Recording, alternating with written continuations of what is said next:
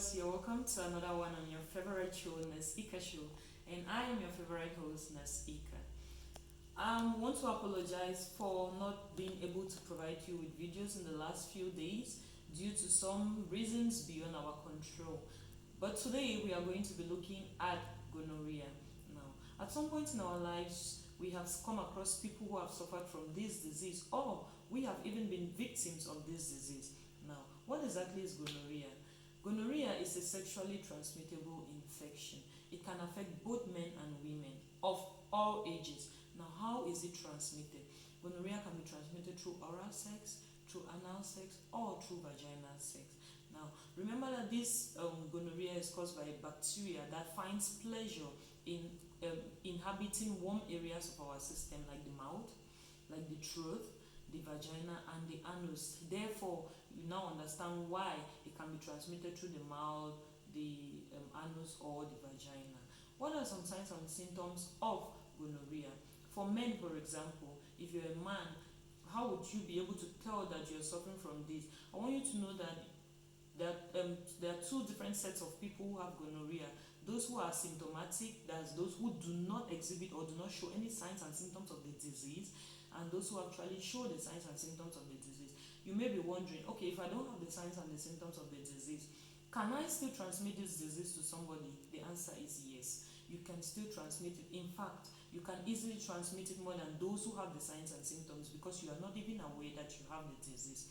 Now, for those who have the signs and symptoms of the disease, how will it manifest? Remember that these signs and symptoms can manifest between as early as 2 days, between 2 to 30 days, you can start seeing the signs and symptoms of gonorrhea. How would you tell that these are the signs and symptoms of gonorrhea?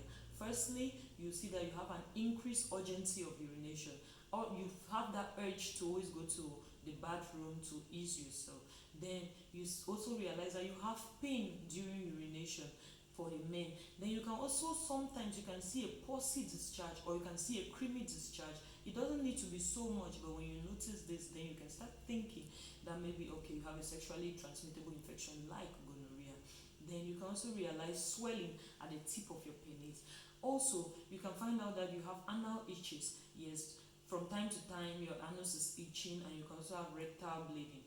Then you can also have scrotal swelling. Your scrotum is swollen. These are all some of the symptoms to tell you as a man that you're suffering from gonorrhea. Now, when it comes to women, remember I said it affects both men and women. When it comes to women, how would you tell that you also have the symptoms of gonorrhea? For a lady, you can have a creamy discharge. It could be yellowish or it could also be greenish. You can have this discharge from your vagina.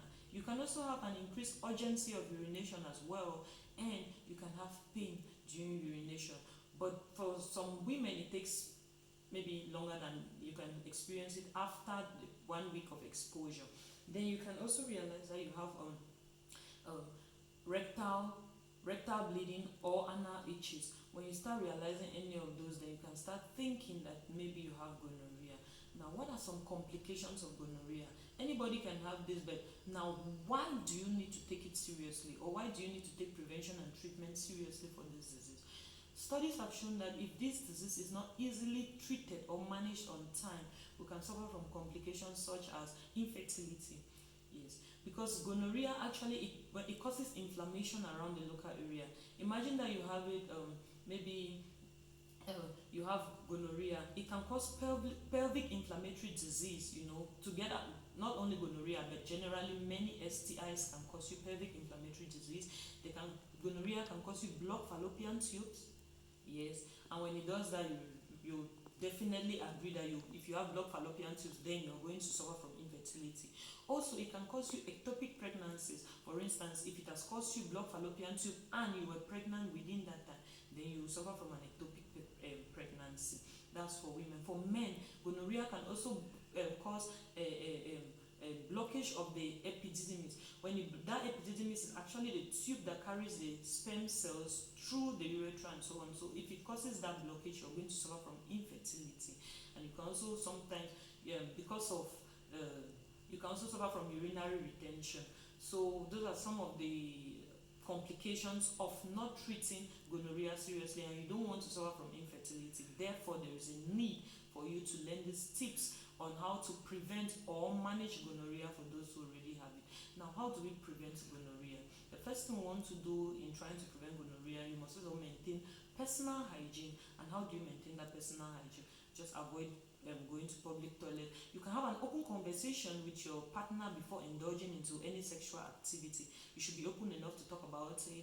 And then you can also choose to go for checkups with your spouse or with your partners before indulging in sexual activities. Now, for those who already have gonorrhea, how do you treat it? Many a times you need to just consult with your medical practitioners who are going to prescribe some antibiotics for you over time, and that is going to really help to bring down the infection. And if that does not work, then you have to report back to your medical practitioner so that the medications can be changed.